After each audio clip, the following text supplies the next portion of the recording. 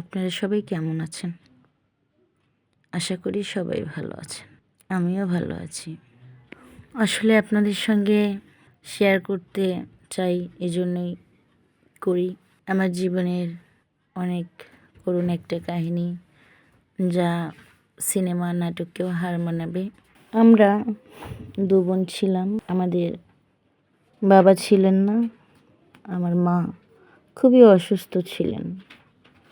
আমাদের 2 বোনের মধ্যে আমরা কেউই তেমন একটা বড় ছিলাম না, ম্যাচিউরড ছিলাম না। আমার বয়স ছিল মাত্র 9 বৎসর, আর আমার বড় বোনের বয়স ছিল 11 বৎসর। আমার বাবা না থাকার কারণে মা আমার নানা বাড়িতেই থাকতেন। আমার নানি খুব অসুস্থ ছিল, নানাও বেকার ছিল, কোনো কাজ করতো না। উপরে আমরা 2 বোন, আমার মা 3 জন। আমার মামি বিষয়গুলো খুব ভালোভাবে নেয়নি।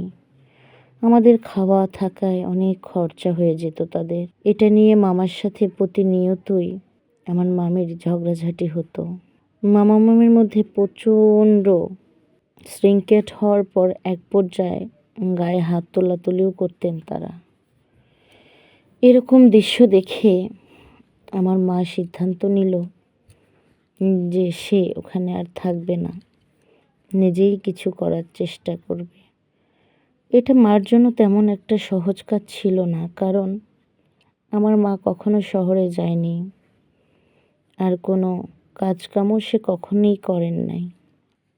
সে যাই হোক, এখন কিছু তো করতেই হতো, এভাবেই বা আর কতদিন। এখন যাবে কিভাবে যাবে? আমরা 2 বোন, আমাদেরকে নিয়ে সে কী করবে? আমাদেরকেই দেখবে নাকি সে কোনো কাজ করবে? এটাও তো ভাবার বিষয়। এজন্য আমাকে আমার ফুপুর বাড়িতে পাঠিয়ে দেয়, আর আমার বড় আপুকে পাঠিয়ে দেয় হচ্ছে আমার বড় কাকুর বাসায়। যাক, আমাদেরকে পাঠানোর পর আমার মা তো বলল যে লেখাপড়া করানোর জন্য, যেহেতু আপন ভাস্তি, ওনারা প্রভাবশালী আছেন, ওনাদের অর্থ সম্পদের অভাব নেই আমার ফুপুর, আমার বড় আব্বার। তো বড় আপুকে তো ভালোই রেখেছিল আমার বড় কাকু। বিষয়টা ছিল আমাকে নিয়ে। আমার ফুপু উনি অতিরিক্ত প্রভাবশালী হওয়ার কারণে ওনার বাসায় আমাকে একটু বসতেও দিত না, সোফায় খাটে সব সময়, এমনকি ফ্রিজটাও ধরতে দিত না। আর আমাকে কথা দিছিল মার কাছে যে আমাকে লেখাপড়া করাবে, এই কথা বলে নিয়ে গেছে। লেখাপড়া তো দূরের কথা, উনি মানে নরপশুর মতো ব্যবহার করতেন আমার সাথে। সবসময় ক্যাটক্যাট করতো, খ্যাচ করতো, ভালো ব্যবহার করতো না। তারপর আমাকে দিয়ে ঘর মাজাতো, ঘর মোছাতো, কাপড় ধোয়াতো, বাথরুম ধোয়াতো। ওনার 2টা ছেলে ছিল, একটা ছেলে হচ্ছে বড়, একটা ছেলে ছোট্ট। ছোট কয়েক মাসের বাচ্চা, 8-9 মাসের। তো ওর জন্য হচ্ছে হাত দিয়ে পাটা পুঁতাতে চাল বেটে সুজি রান্না করে দিতে হতো, এটাও আমাকে দিয়ে করাইতো। তারপরে মাছ, ওটাও আমাকে দিয়ে রান্না করাইতো, কুটাইতো, সব কিছু আমাকে দিয়ে করাইতো। দিন শেষে বড়ই ক্লান্ত আমি। যাক, সর্বশেষ যেটা হয়েছে সেটা হচ্ছে আমার যে ফুপা ছিল উনি অনেক ভালো মানুষ ছিল।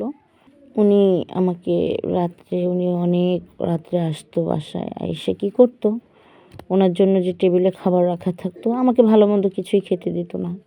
যেমন দুধ, ডিম, বড় মাছের পিস, একটু মাংস, কিছুই দিত না। হাঁড়ির তলপোড়াগুলো দিত আমাকে খেতে। এরকম পরিস্থিতি ছিল ওনার। আর উনি খুবই নোংরা ব্যবহার করতো আমার সাথে। তো আমি এটা মাকেও কয়েকবার বলছি, মা বিশ্বাস করতেন না। তারপরে মাও একদিন আসে ওই বাড়িতে আমাকে দেখতে। তো মার সাথে যখন এসব আচরণ করেছে উনি, একদিন ছিল তো একদিনই আলু ভর্তা আর ডাল দিয়ে ভাত খাওয়াই দিছিল। তখন থেকে মা মোটামুটি বিশ্বাস করছে বিষয়টা। তখন মা একটা কথা বলছে যে যখন আমার স্বামী ছিল সে তো অনেক ব্যবসা বাণিজ্য ছিল তার, তখন তো তোদেরকে দুহাত ভরে ভরে দিছে। আজকে আমি অভাবে পড়ছি বলে আমার সঙ্গে, আমার সন্তানের সঙ্গে এই আচরণ। আমার মা আবার বলেই ফেলছে, বলে মা আর ওখানে থাকেন নাই, মা চলে আসছে। যাই হোক, বিষয়টা আমি অনেক কষ্ট পাইছি। আমার সাথে যাই করুক না কেন, আমার মা এত দুঃখিনী মানুষ, তার সাথে কাজটা করা কি তার ঠিক হয়েছে? তার তো অর্থ সম্পদের কোনো অভাবই ছিল না। যাক, এভাবে মা চলে আসলো। আসার পর আমি থাকলাম চুপচাপ। তারপর ওই যে ফুফা, ওনার জন্য টেবিলে খাবার রাখা থাকতো, উনি আমারে প্রায় সময়ই ঘুম থেকে উঠায় ওঠে ওনার ভাগ থেকে আমারে খাইতে দিত। দুধ, ডিম আমাকে একটু একটু করে দিয়ে উনি খাইতো, যেটাই আনতো, মিষ্টি, দই, সব কিছুই। উনি ফুপু আমাকে দিত না খেতে, ওই আমার ফুপাই কিছু কিছু আমাকে, আমার জন্য রেখে আমাকে ঘুম থেকে উঠাতো, উঠে তারপর খেতে দিত, বলতো খা বাবা খা। এভাবে করে ফুপা তো সবসময় অফিস থেকে আসেন না বাসায়, মাঝে মধ্যে যেদিন একদম ভোর হয়ে যায় সেদিন আর সময় পায় না। তো যেদিন একটু রাত 1:30, 2টা, 2:30টার সময় আসে, ওই দিন এরকম সময় হয়, ওই দিন আর কি খেতে দেয়। সে যাই হোক, তো একদিন ফুপা হচ্ছে কাজে বাহিরে চলে গেছে শহরের। উনি যেহেতু সরকারি অফিসার ছিল, তো বাইরে গেছে, উনি বাসায় 3 দিন আর আসবেন না, এই বলে উনি বাইরে চলে গেল। যাওয়ার পর আমার ফুফাতো ভাই যে বড়টা ছিল, ও তো কখনো আর কি ঠিক মতো বাসায় আসতো না, আর আসলেও কখন আসতো কখন যেত কেউ জানে না। আর ফুপার সাথে তেমন একটা ভালো সম্পর্ক ছিল না ওই বড় ছেলের, মানে আমার বড় ফুফাতো ভাইয়ের, কারণ ওর চলাফেরা ফুপা একদমই পছন্দ করতেন না।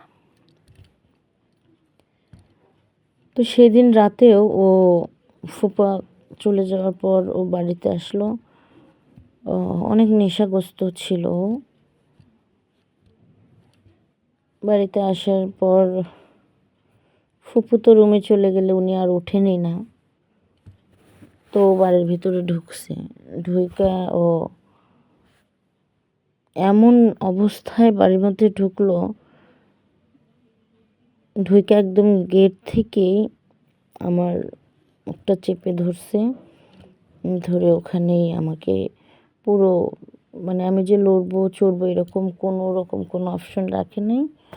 ও হচ্ছে আমার সব কিছু, মানে আমাকে পুরো বিবস্ত্র করে দিছে, করে দিয়ে আমার সাথে, মানে লড়ছিনি তো, আমার সব কিছু শেষ করে দিল ওখানে। আমি এত, মানে চিৎকার করার চেষ্টা করলাম, পারলাম না, লড়ার চেষ্টা করলাম, পারলাম না, কিছুই করতে পারলাম না। এই অবস্থায় ও আমার সব কিছু লুটে নিল, যেমন ক্ষুধার্ত হায়নার মতো আমার উপরেও ঝাঁপায় পড়ছে। আমার বয়সটা খুবই কম ছিল, আমার অনেক কষ্ট হয়েছে। তছনছ করে দিল আমার সব কিছু, পুরো দেহটাকে ও মানে লুটে নিল। এই অবস্থায় সব তো নিয়ে নিল আমার, নেওয়ার পর আমি ওই অবস্থায় কিছুই নাই। ও আবার এতটাই নেশা করেছিল,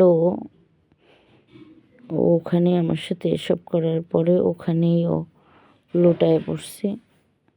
আমি কি করব, আমি কোনো রকম নিজের কাপড় চোপড় সব তো টাইনেই ছিঁড়ে ফেলছে ও। ওড়নাটা ছিল ওইটাই পেঁচায়া মোটামুটি নিজের ড্রয়ার থেকে কাপড়টা বের করছি, করে পরের দিন আর কারো কোনো কথা ভাবিনি, কিছু করিনি। আমি সেই থেকে চলে আসি আমাদের বাড়ি।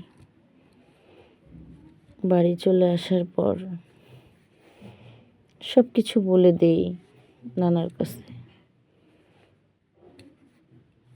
নানার কাছে বলে দেওয়ার পর তো বিষয়টা আমার ফুপা এসে জানতে পারে। ফুপা পরে আসছিল আমাকে নেওয়ার জন্য, অনেক কিছু হয়েছে এগুলো নিয়ে। তারপরে ফুপার ওই ছেলের সঙ্গে কোনো সম্পর্কই রাখেন নাই, তবে হ্যাঁ, আমার ফুপু কখনো আমাকে ফোন দিয়ে আজ পর্যন্ত কথাই বলেনি। গল্পটা শেয়ার করার আপনাদের সঙ্গে একটাই কারণ ছিল। আসলে আমাদের যেই হই না কেন, আমাদের মানুষের যত বড় বিজনেসম্যান হোক, টাকা পয়সাওয়ালা লোক হোক, সবার পরিস্থিতি সবসময় একরকম যায় না। বিপদ আপদ ভালো মন্দ সব তো মানুষের জন্যই, তাই না? যার তার হতে পারে। আসলে বিপদের মধ্যে কারো সুযোগ নেওয়া ঠিক নয়। আর সেটা যদি আরও আপনজন হয় তাহলে তো আর দুঃখের শেষ থাকে না।